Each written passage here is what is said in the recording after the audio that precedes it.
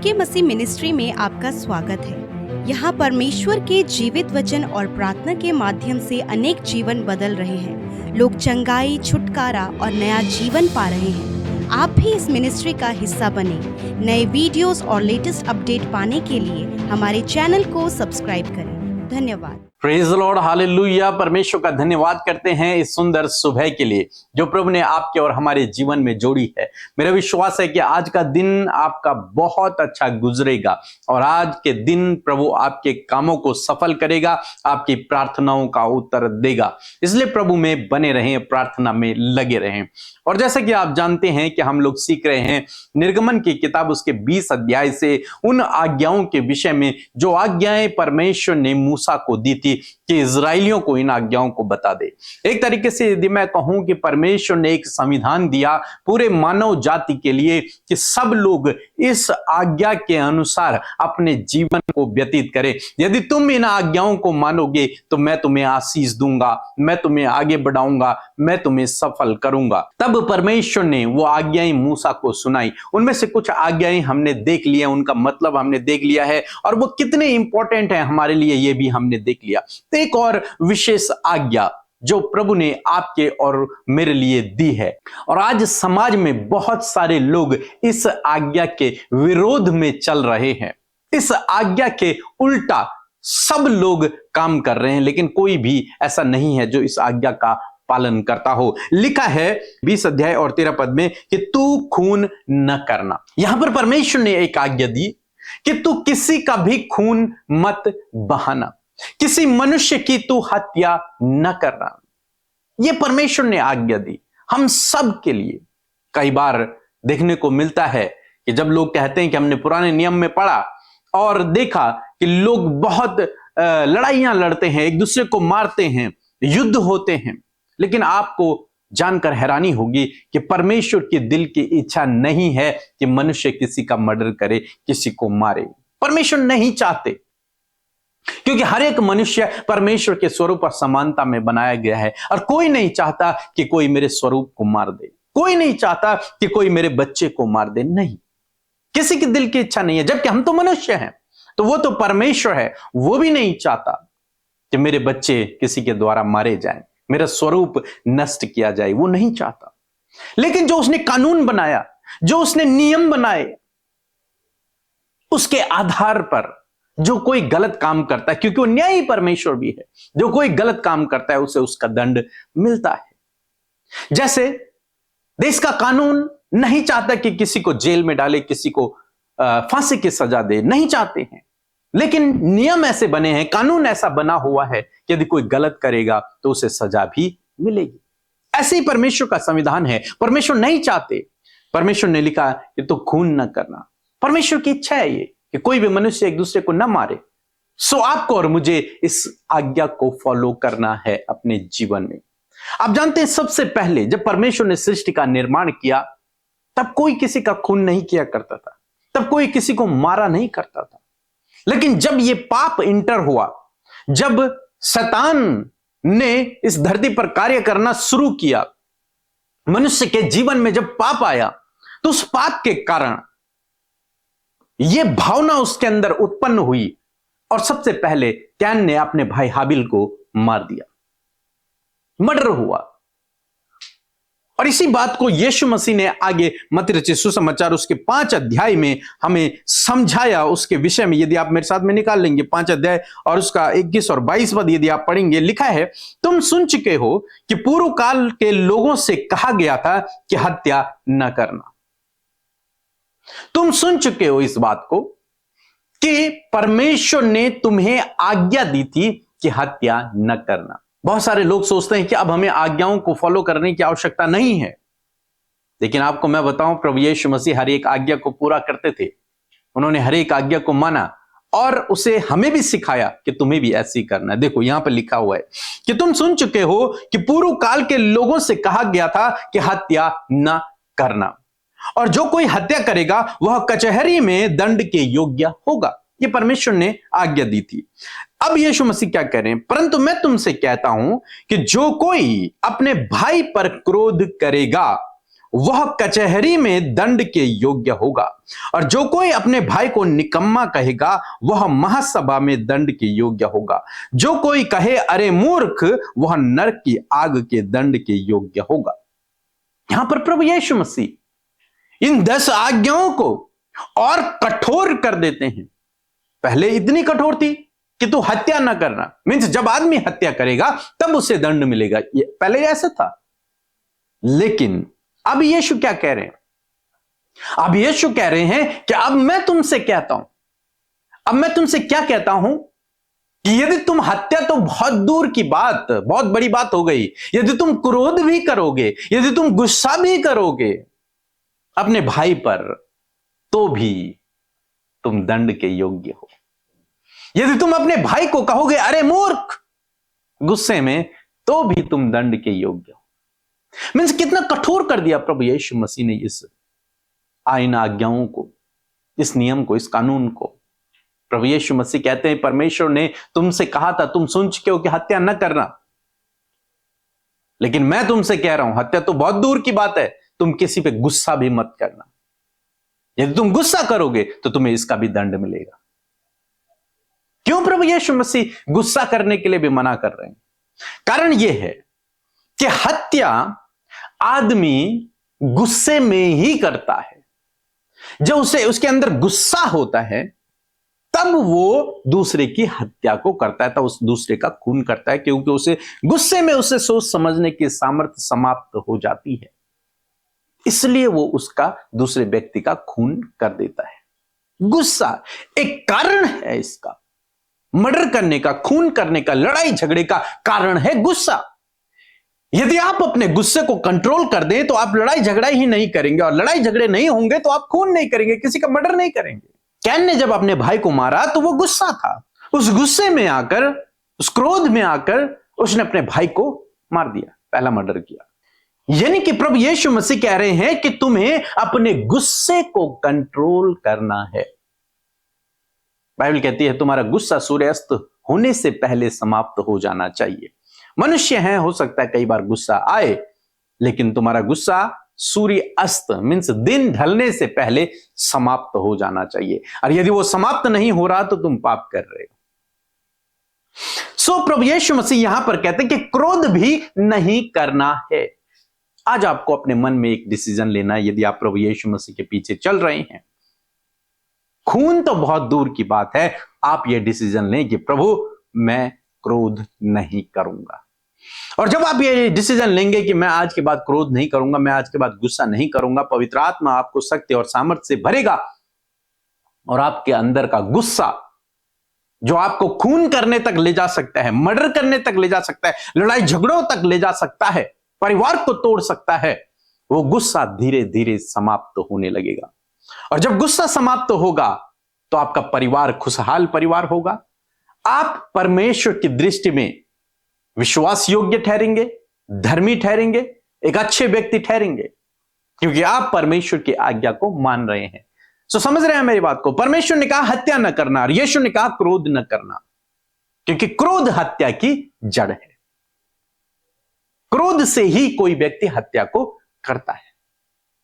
तो समझें इस बात को, कभी भी अपने जीवन में गुस्सा न करें। मनुष्य है, गुस्सा आता है, लेकिन उसे कंट्रोल करें, जितना अधिक हो सके उसे कंट्रोल करें। कंट्रोल करने के बहुत सारे तरीके हैं। जब आपके सामने कोई ऐसी बात कहे तो आप वहां से उठकर चले जाएं, उनकी बातों को न सुने, उस बात को सुने ही नहीं जिससे आपको गुस्सा आए। साइड हो जाएं, अलग हो जाएं, वहां से दूर चले जाएं।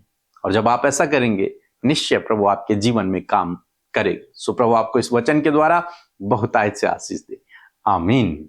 पीके ब्रदर भैया और अमृता सिस्टर की जय मसीह की। मेरे नाम उर्मिला कुमारी, मैं बिहार से बोल रही हूँ। मेरी एक गवाही है कि हमें कुछ दिन पहले अचानक में हार्ट की समस्या हो गई। उसके वजह से मैं बहुत घबरा गई थी, मैं बहुत डर गई थी कि कहीं उसके कारण मेरी मौत ना हो जाए। तो मैं एक दिन अमृता सिस्टर की प्रार्थना यूट्यूब पर सुन रही थी। उसमें अमृता सिस्टर जी ने बोली कि जिसके हार्ट की समस्या है वह अपनी हार्ट के ऊपर हाथ रखे, और मैंने अपनी हार्ट के ऊपर हाथ रखी और उस प्रार्थना को कंसीव की, और उसी घड़ी मैं चंगी हो गई। इसीलिए प्रभु यीशु मसीह की और पिता परमेश्वर की मैं कोटि कोटि तहे दिल से धन्यवाद करती हूँ, और अमृता सिस्टर और पीके ब्रदर भैया को भी धन्यवाद देती हूँ। Praise the Lord. आप सबको जय मसीह की सुंदर सी सुबह में आपका स्वागत करते हैं। मैं आशा करती हूँ कि हर सुबह हर शाम आप प्रभु के वचन को सीख रहे हैं, प्रभु के वचन से आशीष पा रहे हैं। आइए हम सब मिलकर आज की सुबह में प्रार्थना करें। धन्यवाद धन्यवाद धन्यवाद करते हैं प्यारे यीशु हमारे पिता, हम सबसे प्यार करने वाले यीशु, हम आपका धन्यवाद करते हैं। धन्यवाद करते हैं कि हम सबकी सुनकर उस प्रार्थना का उत्तर देने वाले यीशु, आपका धन्यवाद करते हैं। प्रभु आप हमारी प्रार्थनाओं का उत्तर हमेशा देते हैं, इस बात के लिए धन्यवाद। धन्यवाद देते हैं आपकी उपस्थिति के लिए, धन्यवाद करते हैं आपके पवित्र आत्मा के लिए, धन्यवाद करते हैं प्रभु आपके इंटरनल पीस के लिए प्रभु, जो आप हम सबको देते हैं परमेश्वर पिता। आज जितने भी भाई बहन इस सुबह के समय हमारे साथ में पिता प्रार्थना में शामिल हैं, प्रभु हर एक को प्रभु आप नामो नाम आशीष दे। इनके परिवार, इनके बच्चों को, परिवार में एक एक सदस्य को पिता आप आशीष दे, फलवंत करे, अच्छा स्वास्थ्य प्रदान करे, दुर्घटना खतरे मुसीबतों से आज के दिन में प्रोटेक्ट करे प्रभु। आपकी प्रोटेक्शन, आपकी हेल्प, आपका सपोर्ट, आपका फेवर आज के दिन में प्रभु आपके लोगों के साथ में हो। धन्यवाद आपने रात भर पिता हम सबको संभाला, ये नया दिन दिया है और इस नए दिन में हम जीवित हैं, आपके साथ फेलोशिप कर पा रहे पिता, आपके वचन से सीख पा रहे प्रभु। धन्यवाद इस खूबसूरत समय के लिए जो तूने हमें दिया है प्रभु। धन्यवाद, हम जीवित हैं पिता। हम चाहते हैं प्रभु हम सबके जीवनों में आपकी इच्छा पूरी हो, आपकी परफेक्ट इच्छा जो प्रभु हम सब के लिए है वो पूरी होने पाए। मैं धन्यवाद करती हूँ प्यारे परमेश्वर, आज जितने भी लोग पिता हमारे साथ प्रार्थना में शामिल हैं प्रभु, जब उनका पर्सनल प्रेयर रिक्वेस्ट है प्रभु, उनके फैमिली प्रेयर रिक्वेस्ट है प्रभु, उनके बीमारी को लेकर प्रेयर रिक्वेस्ट है, जो कुछ भी आज आपके लोगों का प्रार्थना विनती है प्रभु खुदा, मैं आपके सम्मुख उन्हें लेकर आती हूँ और मैं धन्यवाद करती हूँ पिता कि तूने इस समय एक एक व्यक्ति की सुधि ली है, एक एक के हालातों को सुना है, एक एक पर प्रभु तूने दृष्टि की है खुदा। और मैं धन्यवाद करती हूँ कि प्रभु इनके प्रार्थना का, हर एक प्रार्थना का आपने उत्तर दिया है। मैं प्रभु एडवांस में आपका धन्यवाद करती हूँ, धन्यवादी हूँ खूबसूरत वचन के लिए, इस सुबह में अपने वचन से बातचीत करने के लिए धन्यवाद। जितने भी लोगों ने वचन को सुना है प्रभु, ये वचन उनके जीवन में प्रभु बड़ी रीति से कार्य करे, आपके लोगों के जीवन में प्रभु ये ट्रांसफॉर्मेशन को लेकर आए, आपके लोगों के जीवन में खुदावन ये बड़े काम को लेकर आए, चेंज को लेकर आए, परिवर्तन को लेकर आए। परमेश्वर धन्यवाद पिता आपकी इस आज्ञा के लिए खुदा कि तूने कहा है कि तू हत्या ना करना। मेरे परमेश्वर पिता मैं प्रार्थना करती हूँ पिता, यदि प्रभु आज प्रभु बहुत से भाई बहन है प्रभु यीशु मसीह जो प्रभु बहुत ज्यादा जिन्हें गुस्सा आता है परमेश्वर, मैं दुआ करती हूँ पिता कि इनके गुस्से पर इन्हें कंट्रोल होने में आप सहायता और मदद करें। पवित्र आत्मा आपका वचन कहता है कि मनुष्य से तो नहीं हो सकता परंतु परमेश्वर से सब कुछ हो सकता है। पिता आपने जो सहायक प्रभु हम सबको दिया है, उस सहायक की मदद और सहायता के द्वारा परमेश्वर पिता ये भाई ये बहन पिता अपने गुस्से पर विजय पा सके। प्यारे प्रभु, गुस्से के कारण प्रभु आज बहुत से परिवार, बहुत से रिश्ते, बहुत से प्रभु फैमिली परमेश्वर पिता डिस्ट्रॉय हो रहा है पिता। आज मैं प्रार्थना करती हूँ प्रभु उस गुस्से के द्वारा प्रभु जी जितनी फैमिली परमेश्वर इस समय स्ट्रगल कर रही है पिता, प्रभु गुस्से के कारण प्रभु एक दूसरे के प्रति उन्हें डर है पिता परमेश्वर, या फिर एक दूसरे की हानि के लिए प्रभु जब गुस्सा प्रभु हायर लेवल पर जाता है खुदा तो प्रभु दूसरे की हानि वो करता है प्रभु। आज मैं प्रार्थना करती हूँ कि इन भाई बहनों को पिता ऐसी सामर्थ्य दे, ऐसा हियाव दे परमेश्वर कि खुदावन अपने गुस्से पर कंट्रोल कर सके। और प्रभु जहां कहीं भी परमेश्वर गुस्सा बढ़ाने वाली बात चलती खुदा, उस स्थान से प्रभु अपने लोगों को खुदावन दूर हटकर प्रभु आपकी संगति में पिता आपके वचन में प्रभु बढ़ने में मदद करें। प्रभु हर एक जन प्रभु जब इस समय इस परिस्थिति को देख रहे खुदावन, तो मैं आज प्रार्थना करती हूँ कि प्रभु आपके वचन को फोकस करने में, आपके वचन को अध्ययन करने में आप उनकी सहायता करें ताकि प्रभु अपने गुस्से पर प्रभु आपके वचन के द्वारा विजय पा सके। धन्यवाद करते परमेश्वर पिता, धन्यवाद देते प्रभु। विशेषकर मैं प्रार्थना करती प्रभु एडिक्शन के कारण प्रभु प्रभु आज बहुत से परिवार बर्बाद हो रहे प्रभु, मैं दुआ करती हूँ वो एडिक्शन प्रभु इन भाई बहनों के जीवन से, यूथ के जीवन से निकल कर चला जाए, बुरी संगति निकल कर चली जाए, गलत बातें यीशु के नाम से चली जाए खुदा, जो लाइफ को स्पॉइल करती वो बातें निकल कर चली जाए। धन्यवाद करते प्रभु, कड़वाहट, लड़ाई झगड़े यीशु के नाम से निकल कर चली जाए। धन्यवाद करते प्यारे परमेश्वर पिता, धन्यवाद देते हैं प्रभु कि आपने अपने लोगों को पिता ब्लेस किया परमेश्वर, उनसे बातचीत किया पिता, अपनी आज्ञा को बताया प्रभु। और मैं धन्यवाद करती हूँ कि आपके लोगों ने सुना है और आपकी आज्ञा के अनुसार चलने में प्रभु आप इनकी मदद करें परमेश्वर पिता। मैं प्रार्थना करती हूँ हर एक कर्जा यीशु के नाम से चला जाए, हर एक डिस्टर्बेंस यीशु के नाम से चला जाए, हर एक आर्थिक तंगियां यीशु के नाम से चली जाए प्रभु। बेस्ट जॉब देकर अपने लोगों को ब्लेस करें प्रभु, आप उनको सफल करें प्रभु, आप उनके लिए जॉब के दरवाजे, आप उनके सक्सेस के दरवाजे, आप उनके लिए पिता परमेश्वर ऊंचे ऊंचे पदों पर नियुक्त होने के लिए प्रभु दरवाजों को खोले खुदावन। धन्यवाद करते प्रभु, जितने लोग इस समय डिप्रेशन में, एंजाइटी में, डर में है खुदावन, यीशु के नाम से इनके जीवन से इन बातों को दूर करते हैं प्रभु। इस समय जितने भी लोग बीमार हैं प्रभु यीशु के नाम से उन भाई बहनों को आपके हुजूरी में रखते हैं। आप अपनी दर्द की जगह पर हाथ रखें, बीमारी की जगह पर हाथ रखें। तेरा वचन कहता है कि तुम बीमारों पर हाथ रखकर प्रार्थना करोगे तो वह चंगे हो जाएंगे। धन्यवाद करते पिता, तूने छुआ और चंगा किया। मैं इसी वक्त यीशु के नाम से कमांड करती हूँ हर प्रकार के रोग को, कमांड करती हूँ हर प्रकार की बीमारी को, इन्फेक्शन, एलर्जी, कैंसर को, ट्यूमर को, पाइल्स की बीमारी को, हार्निया की बीमारी को, हार्मोन्स डिसबैलेंस को, हर एक शारीरिक कमी को मैं कमांड करती हूँ जाओ यीशु के नाम से। हड्डियों के रोग को, मांसपेशियों की प्रॉब्लम को, नसों की प्रॉब्लम को मैं कमांड करती हूँ नष्ट हो यीशु के नाम से। खुदा जहां कहीं भी इनके शरीर में घाव बन रहे प्रभु जी, जो भी तकलीफ ये फेस कर रहे प्रभु, इसी वक्त मैं आज्ञा देती हूँ जाओ यीशु नासरी के नाम से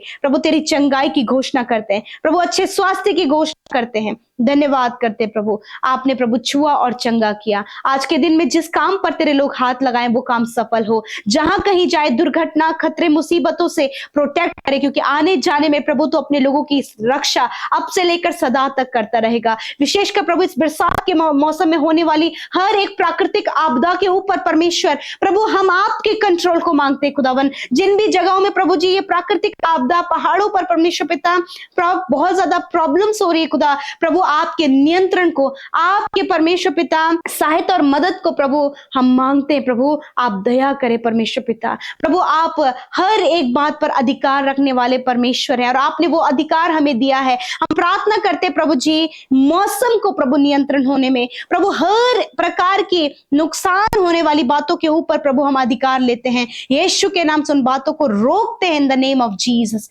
परमेश्वर जितने भी लोग परमेश्वर पिता प्रभु दुर्घटना ग्रसित है परमेश्वर, उनके परिवारों प्रभु अपने परिजनों को जब उन्होंने खोया है खुदा, तो ऐसे समय में प्रभु आप प्रभु उन्हें इंटरनल पीस दे परमेश्वर, उनकी सहायता करे प्रभु, उनकी सुधि ले परमेश्वर पिता। आप प्रभु आपके हाथों में सारी बातों को सौंपते प्रभु जी। धन्यवाद देते हैं प्रभु, तूने हमारी प्रार्थनाओं को सुना है परमेश्वर। प्रभु जिन्होंने बोया है उन्हें मल्टीप्लाई करे प्रभु। आपके लोग प्रभु कभी भी किसी के आगे हाथ फैलाने वाले ना हो, वरन इतनी भरपूरी और बहुतायत आप उनके जीवन में दे प्रभु कि वो दूसरे को सहायता करने वाले बन सके। मैं दुआ करती हूँ परमेश्वर पिता आज जितने भी भाई बहनों का जन्मदिन है खुदा, इस जन्मदिन में प्रभु आपकी खुशी, आपका आनंद प्रभु इनके जीवन में आए, दीर्घ आयु से तृप्त करे, अच्छा स्वास्थ्य प्रभु इन 365 दिनों में प्रदान करे प्रभु, और आपकी प्रेजेंस में प्रभु ये चलने पाए पिता। धन्यवाद, जिस काम पर हाथ लगाएं वो काम सफल हो यीशु के नाम से। धन्यवाद देते हैं प्रभु, आपके लोग डिवाइन हेल्थ में चलने पाए, डिवाइन फेवर में चलने पाए परमेश्वर। धन्यवाद देते हैं, यीशु के नाम से प्रार्थना को मांगते हैं। आमीन, आमीन और आमीन।